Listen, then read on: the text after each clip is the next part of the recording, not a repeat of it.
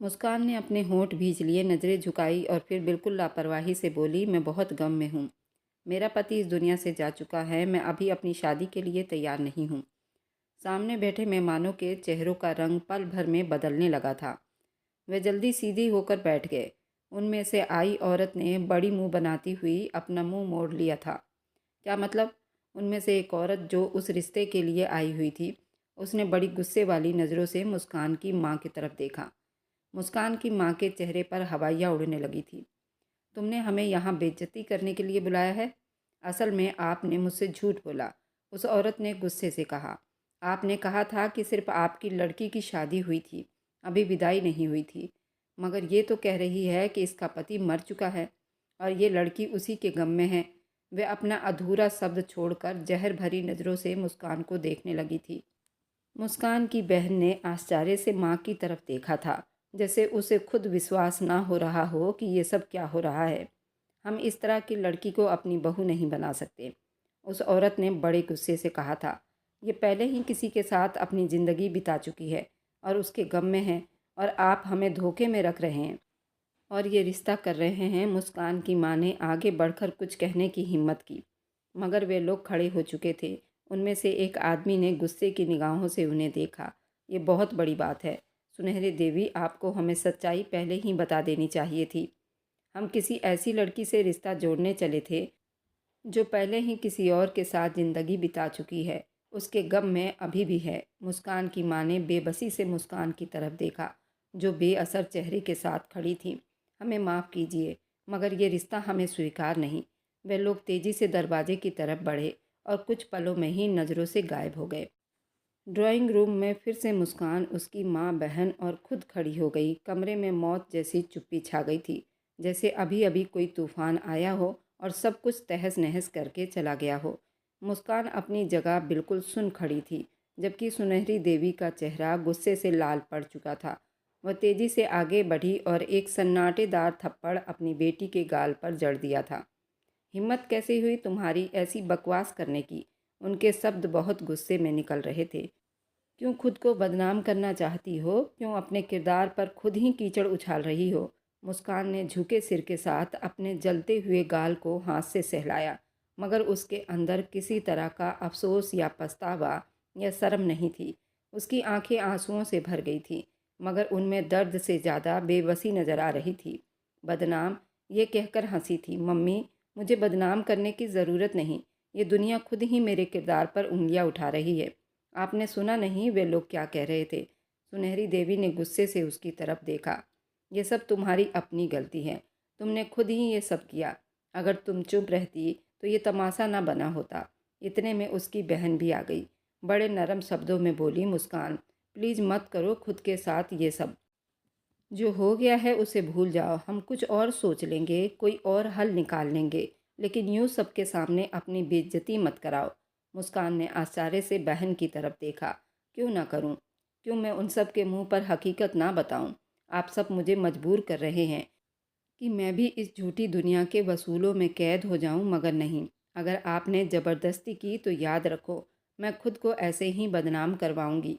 सुनहरी देवी का पारा हाई हो गया था। बकवास बंद करो मुस्कान। मम्मी, वो चिढ़कर बोली थी। मैं चुप नहीं रहूंगी, मैं जानती हूँ। अब मुझे हर जगह से ठुकराया जाएगा, हर दरवाजे मेरे लिए बंद कर दिए जाएंगे, मगर मैं खुद को और ज़्यादा धोखे में नहीं रखना चाहती। ये कहकर वह पलटी और तेज़ी से अपने कमरे की तरफ बढ़ गई। उसके कदम भारी हो चुके थे, जैसे उसका जिस्म बोझ बन चुका हो। वह दरवाजे को धड़ाम से बंद करके अंदर गिर गई। कमरे के दरवाजे से टेक लगाकर नीचे बैठ गई और फूट फूट कर रोने लगी। बाहर उसकी माँ और बहन एक दूसरे को देखती रह गई, मगर कोई कुछ बोलने के काबिल नहीं रहा। सुनहरी देवी को अपना सब कुछ खत्म होता हुआ महसूस हो रहा था। उनकी लाडली बेटी जो हर वक्त खिलखिलाती रहती थी, उसके ठहाके उनके कमरे में गूंजते रहते थे। अब तो उसकी आवाज़ सुनने को भी तरस जाती थी। जब वो बोल रही थी तो इतना जहर उगल रही थी जिसकी कोई हद नहीं थी। दरवाजे की घंटी बजने की आवाज़ ने पूरे घर की चुप्पी को तोड़ दिया था। विशाखा ने चौंक कर माँ की तरफ देखा, फिर जल्दी से उठकर दरवाजे की तरफ बढ़ गई। जैसे ही उसने दरवाज़ा खोला, सामने खड़े चेहरे को देखकर उसकी सांस रुक गई। चौखट पर तुषार के पापा देवेंद्र साहब उसके अंकल खड़े थे। उनके साथ एक और आदमी था, कॉटन की शर्ट और पैंट में, और बहुत घमंडी दिखाई दे रहा था।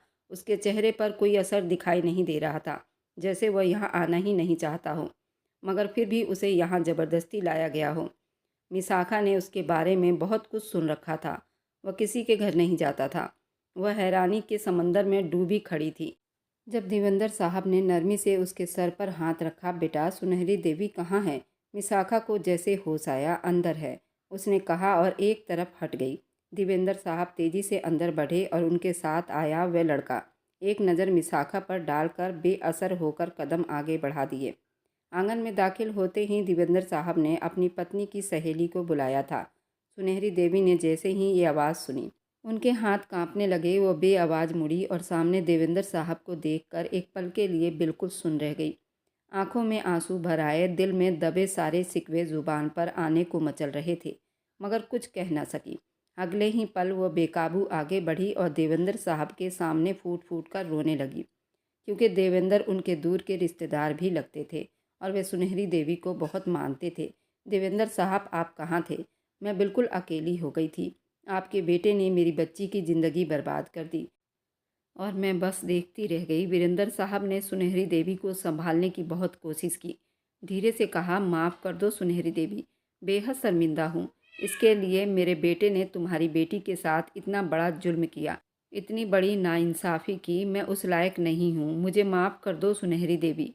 पीछे हट गई और आंखों में आंसू लिए शिकायत करने लगी। इस सब में हमारी क्या गलती है? आपको बताना पड़ेगा। मैंने अपनी बेटी का रिश्ता अपने ही सहेली के घर में करवा दिया ताकि मेरी बेटी सुकून से रहे। मैंने ये नहीं सोचा था कि तुषार यूं हमारी इज्जत को खाक में मिला देगा। वीरेंद्र साहब का चेहरा गुस्से में हो गया था, आंखों में एक खतरनाक चमक उभरी थी। वह फैसले वाले शब्दों में बोले, सुनहरी देवी, अगर अपने बड़े बेटे से तुम्हारी बेटी की शादी ठीक तरह से नहीं चल पाई तो मैं अपने छोटे बेटे समक्ष का रिश्ता तुम्हारी बेटी मुस्कान से करने के लिए तैयार हूँ। ये सुनते ही आंगन में बिल्कुल सन्नाटा छा गया। हाँ, आज इसलिए मैं यहाँ तुम्हारी चौखट पर आ गया हूँ। जिस तरह मेरे बड़े बेटे ने तुम्हारी बेटी की इज्जत को दागदार किया है, मेरा छोटा बेटा तुम्हारी बेटी को इज्जत देगा, उसके सिर पर अपने नाम की चुनरी रखेगा। सुनहरी देवी हैरानी से वीरेंद्र साहब को देखने लगी थी, जबकि मिसाखा का मुंह खुला का खुला ही रह गया। देवेंद्र साहब ये सब बोलकर चुप खड़े हो गए। वे अपने जवाब का इंतज़ार कर रहे थे। उनकी आंखों में एक अजीब सी सख्ती उभरी थी, मगर समक्ष के चेहरे पर किसी तरह का कोई असर नहीं था। वह यूं ही चुप खड़ा था, जैसे उसे कोई फर्क नहीं पड़ा हो। देवेंद्र साहब ने समक्ष की तरफ देखा, ठोस शब्दों में बोले, मेरा बड़ा बेटा अपनी माँ का लाडला है, वो जो चाहे कर सकता है, मगर मेरा ये बेटा समक्ष कभी भी मेरी बात नहीं टालेगा। सुनहरी देवी ने आश्चर्य से समक्ष को देखा, जिसके चेहरे से साफ पता चल रहा था कि वह इस बात से पूरी तरह सहमत और राजी भी है। वह ना तो मना कर रहा था, ना ही किसी तरह का कोई एक्शन या रिएक्शन उसके चेहरे से मालूम पड़ रहा था, पर वह चुपचाप सब कुछ सुन रहा था, जैसे उसे पहले ही अंदाजा था कि ऐसा कुछ होने वाला है। लेकिन सुनहरी देवी ने बेकाबू होकर पीछे हटते हुए सख्त शब्दों में कहा, नहीं नहीं वीरेंद्र साहब, अब मैं अपनी बेटी को दोबारा उस नर्क में नहीं धकेल सकती। मैं आपके भरोसे पर अपनी बेटी को आपके बड़े बेटे से ब्याह कर दिया था, और फिर हमें क्या मिला? हमें सिर्फ बदनामी और रुसवाई मिली। इसलिए देवेंद्र साहब, मैं अपनी बेटी को एक और परीक्षा में नहीं डाल सकती। देवेंद्र साहब ने गहरी सांस ली। उनकी नज़रें गंभीर से भी ज़्यादा दुखी थी। उनकी नज़र सुनहरी देवी के चेहरे पर जमी रह गई, मगर उससे पहले कि वह कुछ कहते, पीछे से एक भारी मजबूत आवाज़ उभरी, वो मेरा बड़ा भाई था और मैं समक्ष हूँ। सब चौंक कर समक्ष की तरफ देखने लगे, जो अपनी आंटी को देखे जा रहा था। उसकी आंखों में एक अजीब सा ठहराव था, चेहरा सख्त मगर भीतर से सुकून और विश्वास से भरा हुआ था। वीरेंद्र का छोटा बेटा, जो मर तो सकता था लेकिन अपनी जुबान से पलट नहीं सकता था। उसकी गहरी वजनदार बात ने सुनहरी देवी को एक पल के लिए चुप करवा दिया था। वह आश्चर्य से उसे देखने लगी। समक्ष के व्यक्तित्व में वही अपनापन था जो हमेशा अपनी बात पर डटा रहे, चाहे कुछ भी हो जाए। उसके अंदाज में गुरूर की जगह विश्वास था। देवेंद्र साहब ने आगे बढ़कर सुनहरी देवी के कंधे पर हाथ रखा और बोले, सुनहरी देवी, मैं तुम्हारी तकलीफ़ समझ सकता हूँ, मगर जो हो गया उसे बदल नहीं सकता। हाँ, आगे का रास्ता ठीक बना सकते हैं। तुम्हारी बेटी को हमेशा मान सम्मान और इज्जत में कोई कमी नहीं होने देगा, उसे सहारा देगा। ये रिश्ता तुम्हारी बेटी की इज्जत और दुख दर्द को फिलहाल जोड़ देगा। सुनहरी देवी की आंखें नम हो गई, मगर वह अभी भी झिझक रही थी। मुझे कोई समस्या नहीं देवेंद्र साहब। मुस्कान मानेगी नहीं। वह तो शादी के नाम से ही नफरत करती है। वह कभी राजी नहीं होगी। समक्ष ने एक पल के लिए आंखें मोड़ ली, जैसे कुछ सोच रहा हो। फिर गहरी गंभीरता से बोला, ये फैसला उसके भविष्य का है। वह नाराज होगी, गुस्सा करेगी, मगर वो मेरी जिम्मेदारी होगी। मैं उसे मना लूँगा। देवेंद्र साहब ने मजबूत शब्दों में कहा, ये बात मैं खुद मुस्कान से करूँगा।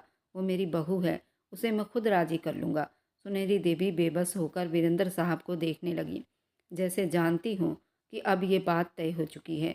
वीरेंद्र साहब उसी पल मुस्कान के कमरे की तरफ बढ़े थे। उन्हें विश्वास था वह मुस्कान को राजी कर लेंगे। उन्होंने दरवाजे पर आहट दी और अंदर दाखिल हो गए थे। मुस्कान ज़मीन पर ही आंखों में आंसू लिए बैठी थी।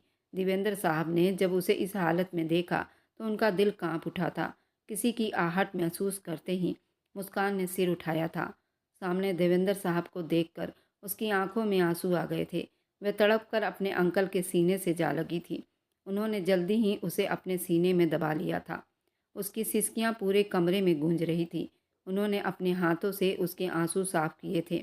उसे सामने रखे सोफे पर बैठा दिया था। एक बार फिर बिलक उठी थी, मगर देवेंद्र साहब ने उसके सर पर हाथ रखते हुए कहा था, ना मेरी गुड़िया, इस तरह खुद को बिल्कुल अकेला मत समझो। किसी बेवफा आदमी के लिए तो बिल्कुल भी नहीं। मैं कभी उसको माफ़ नहीं करने वाला। मगर हाँ, आज मैं तुम्हारे सामने एक सवाली बनकर आया हूँ, उम्मीद लेकर आया हूँ। मेरी बेटी, मुझे मायूस मत करना। उनकी बात सुनकर मुस्कान नासमझी से उनकी तरफ देख रही थी। कुछ पल कमरे में बिल्कुल चुप्पी रही। फिर वीरेंद्र साहब उसकी तरफ देखते हुए बोले थे, मैंने फैसला किया है, मैं इस तरह तुम्हारे नाम को खराब नहीं होने दूंगा। मैंने सोचा है कि मैं तुम्हारी शादी अपने छोटे बेटे समक्ष से करवा दूं। वह तुम्हें बहुत खुश रखेगा और वह इस रिश्ते के लिए राजी भी है। तुम्हारा जो भी जवाब है तुम अपनी माँ को दे सकती हो। हम बेटियों से मर्जी पूछे बिना रिश्ता नहीं करते। ये बोलकर वह ठहरे नहीं थे। मुस्कान को ऐसी उलझन में डाल चुके थे जिसका जवाब उसके पास मौजूद नहीं था। वीरेंद्र साहब को वह एक शब्द भी नहीं बोल पाई थी। वह जिस तरह आए थे उसी तरह चले गए थे, जबकि वह वहीं सिर थामे बैठी रह गई। अब ये कौन सी नई मुसीबत उसके लिए तैयार हो चुकी है। उसका तो दिल ही मर चुका था। तुषार के धोखे के बाद वह किसी को भी अपनी ज़िंदगी में शामिल नहीं करना चाहती थी, और वह भी तुषार के छोटे भाई समक्ष से शादी। ये तो मुमकिन ही नहीं था। वह कई बार अपनी छोटी बहन विशाखा के मुंह से सुन चुकी थी कि वो बहुत घमंडी आदमी है, किसी को अपने मुंह लगाना पसंद नहीं करता, हर आदमी को जूते की नोक पर रखता है। किसी भी पारिवारिक पूजा आराधना या सुख समृद्धि में कभी उसको नहीं देखा जाता। उसको सिर्फ और सिर्फ अपने बिजनेस से प्यार था। ये बात तो परिवार का हर बच्चा बच्चा जानता था। इतनी छोटी उम्र में ही उसने अपने नाम को सबसे ऊपर किया था। ये कोई छोटी बात नहीं थी। परिवार को वह ऊंचाइयों पर देखना चाहता था, मगर अब उसका रिश्ता उसकी समझ से बिल्कुल अलग था। लेकिन कहते हैं ना, जब इंसान का दिल टूट जाता है, या तो वह एक जिंदा लाश बनकर रह जाता है या फिर बिल्कुल कमज़ोर हो जाता है। और इस बार मुस्कान अब समक्ष की पत्नी बनने जा रही थी। उसकी आंखें असर पल में बदलना शुरू हो गए थे। वह तुषार से अपना बदला लेना चाहती थी। उसकी आंखों में इंतकाम की आग नजर आ रही थी। वह खुद अपने मुंह से बोलती हुई उठ खड़ी हुई। मुझे बर्बाद किया है ना तुषार तुमने, मैं अब तुम्हें बर्बाद कर दूंगी। तुम्हारे ही भाई से शादी करके तुम्हारे ही छत के नीचे रहूंगी और तुम्हें जलाकर राख कर दूंगी। खुद तो बर्बाद हो चुकी हूँ, अब मैं तुम्हें और तुम्हारे भाई, तुम्हारे पूरे परिवार को बर्बाद कर दूंगी। ये कहते ही वह अपनी जगह से उठी थी। मैं अब और ज़्यादा नहीं रो सकती। जितनी तकलीफ मुझे दी है तुम्हें भी अब मैं पल पल तड़पाऊंगी। तुम्हारी आंखों के सामने रहते हुए तुम्हें तड़पाऊंगी। मुस्कान अब वो बुजदिलों की तरह नहीं रोएगी, बल्कि पूरे परिवार को तबाह करके रख देगी। उसने अपनी आंखों को साफ किया था, रगड़ रगड़ कर अपने गाल साफ किए थे। बाहर आकर अपनी माँ को उस शादी की हामी भर दी थी। वह समक्ष से शादी के लिए तैयार है, जबकि सुनहरी देवी तो बिल्कुल दंग रह गई थी। उनको तो विश्वास ही नहीं हो रहा था कि उनकी बेटी शादी के लिए तैयार हो चुकी है, वह भी इतनी आसानी से। उसने पल में फैसला किया था। और कहते हैं ना, इंसान जब खुद को बर्बाद करने पर आता है तो ये नहीं देखता कि इसमें उसका कितना फ़ायदा है, बल्कि ये देखता है कि मेरी वजह से मेरा दुश्मन कितना बर्बाद होगा। शायद यही उसकी सबसे बड़ी बेवकूफ़ी साबित होने वाली थी। वक्त धीरे धीरे बीत रहा था और आज बारात भी आ पहुंची थी। सारी तैयारी बहुत सादगी से की गई थी, ये भी मुस्कान का ही कहना था, वरना वीरेंद्र तो ये शादी बहुत धूमधाम से करने वाले थे। आंगन में एक गहरी चुप्पी थी। सुनहरी देवी वीरेंद्र साहब के साथ खड़ी थी। उनकी आंखों में एक माँ की बेकरारी थी, मगर जुबान पर सुकून फैला हुआ था। उनके पति भी बराबर में खड़े थे, मगर वह भी जैसे हालात के आगे हार चुके थे। सोफे पर सिल्क की शेरवानी में समक्ष बैठा था। उसके बराबर में मुस्कान अपने दुल्हन के जोड़े में बैठी थी। उसकी आंखों में कोई चमक नहीं थी, सिर्फ चुप्पी और अंदर जलती हुई इंतकाम की आग थी। पंडित जी ने अपने मंत्र शुरू किए थे और कुछ रस्में शुरू हो गई थी। धीरे धीरे मुस्कान समझ के साथ फेरे लेने उठ खड़ी हुई थी। मरे मरे कदमों से वो फेरे ले रही थी, लेकिन अंदर इंतकाम की आग जलाकर बैठी थी। हवन की आग के साथ उसके अंदर की आग भी बहुत तेज हो रही थी। मुस्कान ने अपनी निगाहें उठाई, एक पल के लिए समक्ष को देखा, मगर उसके चेहरे पर कोई भी रिएक्शन नहीं था, जैसे ये सब उसके लिए आम बात हो। मुस्कान की आंखों में एक पल के लिए चिंगारी लहराई थी। थोड़ी ही देर में शादी संपन्न हो गई थी। सबके पैर छूते, सबका आशीर्वाद लेते। मुस्कान के चेहरे पर कोई असर नहीं था। वह चुप बैठी रही, जैसे ये सब उसके लिए बस एक और कयामत थी। विदाई का वक्त आया तो सुनहरी देवी की आंखें भर आई। उन्होंने देवेंद्र साहब के हाथ जोड़े थे और उनसे विनती की थी, देवेंद्र साहब, अब कोई धोखा नहीं होना चाहिए, अब कोई परीक्षा नहीं होनी चाहिए। मैं अपनी बेटी आपको सौंप रही हूँ, उसका ख्याल रखना। वीरेंद्र साहब ने सुनहरी देवी के कंधे पर हाथ रखा। तुम्हें मुझ पर भरोसा करना चाहिए। मुस्कान मेरी बहू है, उसके मान सम्मान की रक्षा करना मेरा कर्तव्य है। समक्ष ने अपनी आंटी की तरफ देखा। उसकी आंखों में विश्वास था। आंटी, फिक्र ना करो, मैं वादा करता हूँ मुस्कान मेरी जिम्मेदारी है और मैं अपनी जिम्मेदारी पूरे दिल से निभाऊंगा, कभी पीछे नहीं हटूंगा। सुनहरी देवी ने मुस्कान के चेहरे को देखा, मगर वो पत्थर की तरह ऐसे ही बैठी रही। उसकी आंखों में कोई नरमी नहीं थी, कोई विनती नहीं थी, बस एक जलती हुई आग जैसी चुप्पी थी, जिसके नीचे चिंगारियां सुलग रही थी। समक्ष ने कदम आगे बढ़ाया और अपनी गाड़ी की तरफ चल पड़ा। मुस्कान भी जैसे किसी सपने में हो, चुपचाप गाड़ी में बैठ गई। गाड़ी का दरवाज़ा बंद होते ही गाड़ी उनके घर की तरफ चल पड़ी थी। एक लंबा सा रास्ता, गाड़ी एक झटके से उस घर के सामने रुकी थी।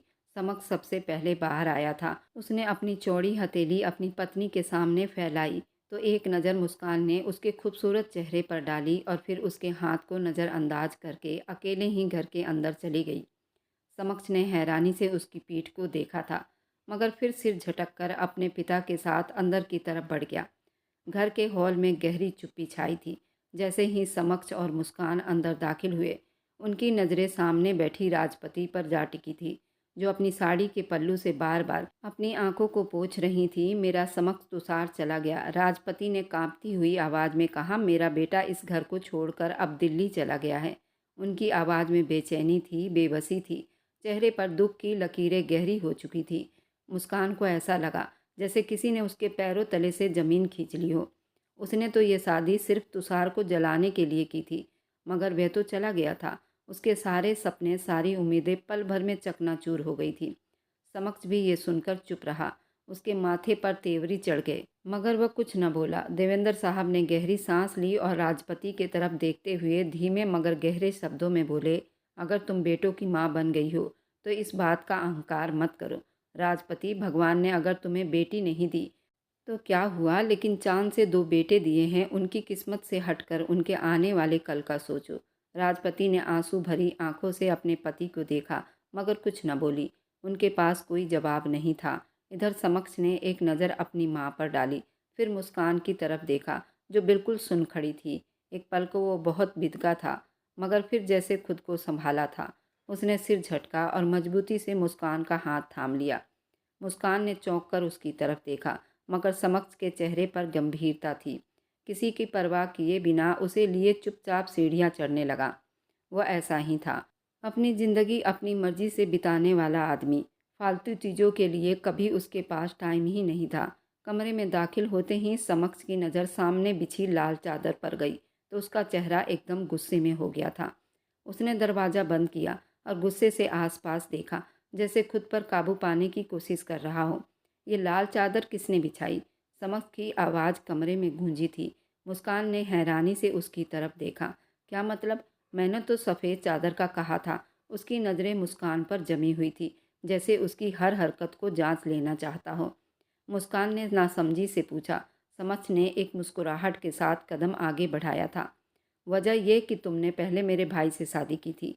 मैं आज की रात तुम्हारे कंवारेपन को चेक करना चाहता हूँ, क्योंकि भाई हमेशा तुमसे मिला करते थे और मुझे तुम पर विश्वास नहीं। अगर इस सफ़ेद चादर पर धब्बा आया तो तुम सच में एक कंवारी लड़की हो। अगर नहीं आया तो वो पल भर को रुका तो इसका मतलब है कि तुम इस्तेमाल हो चुकी हो और मैं इस्तेमाल की हुई चीज़ नहीं रखता। मैं तुम्हें भाई को वापस लौटा दूंगा। मुस्कान के चेहरे ने पहले हैरानी भरी, फिर एक मुस्कुराहट सजा लिया। तो तुम्हें फ़र्क पड़ता है? उसकी आंखों में देखकर बोली। समक्ष का गुस्सा और ज़्यादा भड़क उठा। मेरे सवाल का जवाब दो मुस्कान।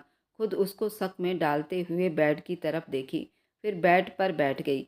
बड़े नरम और जहर भरे शब्दों में बोली। तुम्हें सोच समझकर ये शादी करनी चाहिए थी समक्ष। हो सकता है मैंने तुम्हारे भाई के साथ रिश्ता जोड़ लिया हो।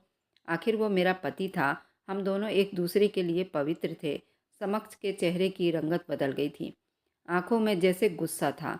कुछ पल तक वह उसे घूरता रहा, जैसे विश्वास न हो रहा हो। मुस्कान, ये सब क्या कह रही हो? क्या बकवास कर रही हो? उसके होंठ सख्ती से बंद हुए थे। मुस्कान ने कंधे उचकाए। ये सोचो, अगर सच हुआ तो?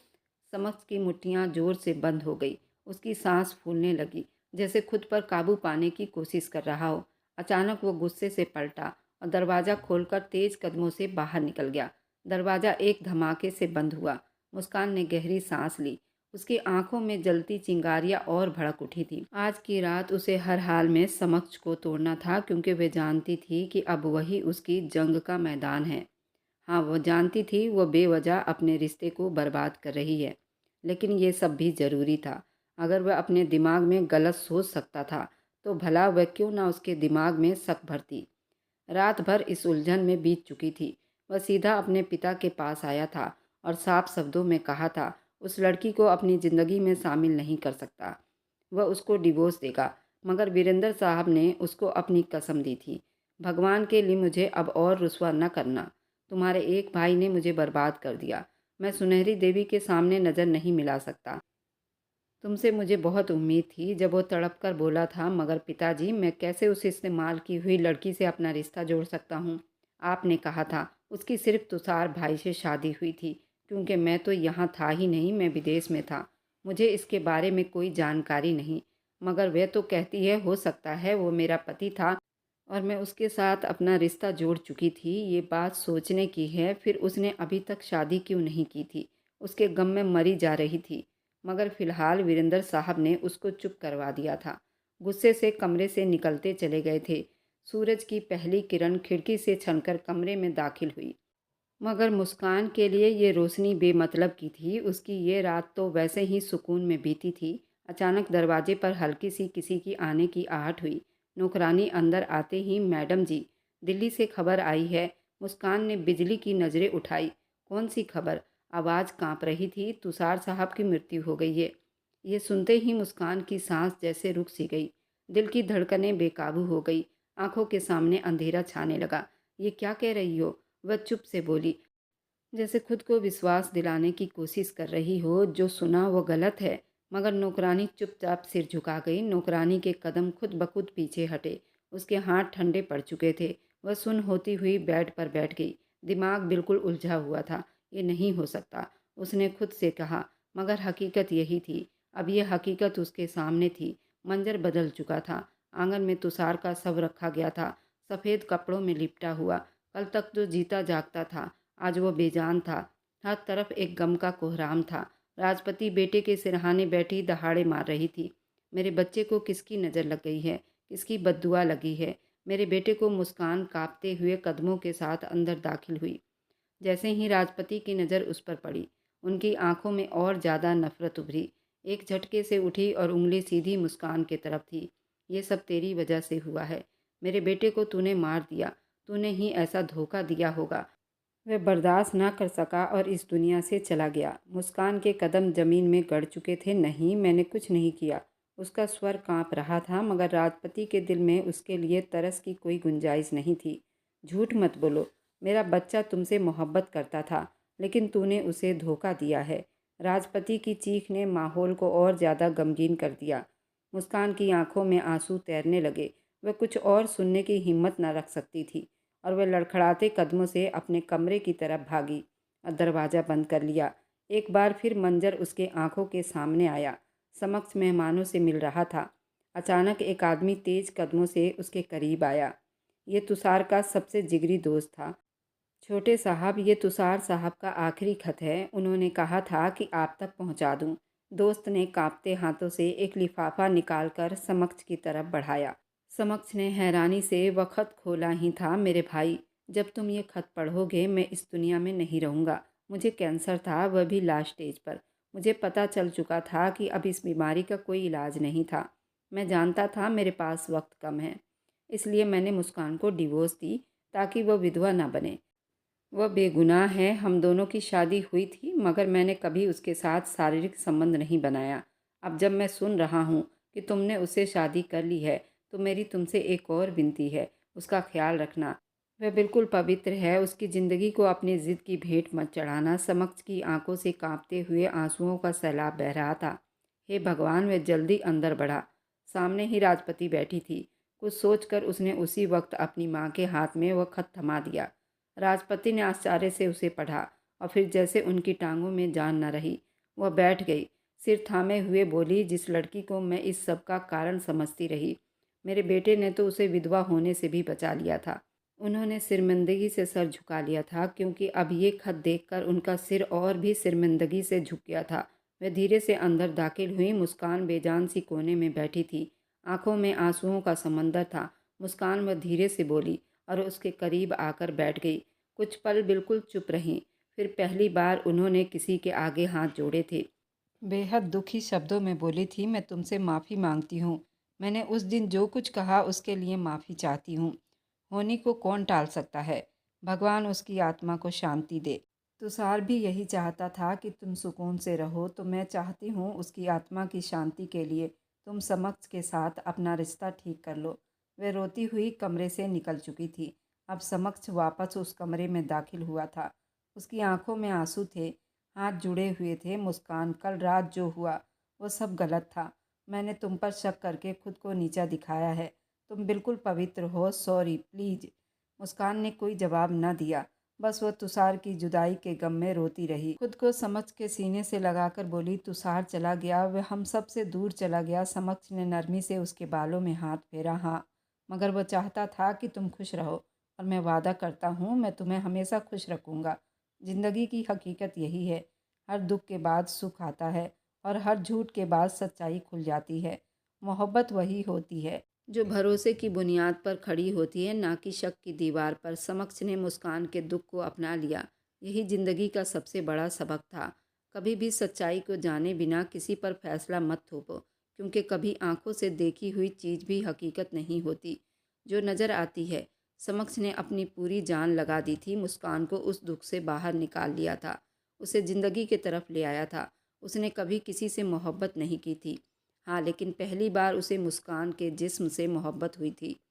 वह उसके भाई की अमानत थी। उसका भाई उसे विधवा भी कहलाना नहीं चाहता था। यही वजह थी कि उसे डिवोर्स देकर चला गया था, ताकि उस पर कोई धब्बा न लगे, उसे कोई मनहूस ना बोले। और जब मुस्कान ने भी वक्त के साथ साथ अपने आप को ठीक किया, वह भी बहुत टूट कर बिखर गई थी। लेकिन उसके पति समक्ष ने उसे समेट लिया था।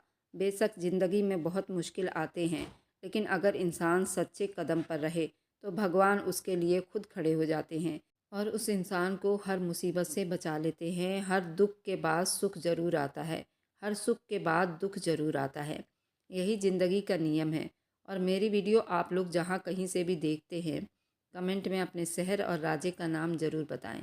मुझे आप लोगों के कमेंट पढ़ने में बहुत आनंद आता है और उन सभी का मैं बहुत बहुत धन्यवाद करना चाहती हूँ। जो लोग मेरी वीडियो को देखते हैं, लाइक करते हैं और शेयर करते हैं। अगर आपको आज की कहानी पसंद आई है तो वीडियो को ज़रूर लाइक कीजिएगा और अपने दोस्तों के साथ शेयर भी कीजिएगा। और हाँ, अगर आपने अभी तक हमारे चैनल को सब्सक्राइब नहीं किया है तो ज़रूर सब्सक्राइब कर लें। मिलते हैं हम अपनी कल की एक और नई दिलचस्प कहानी के साथ।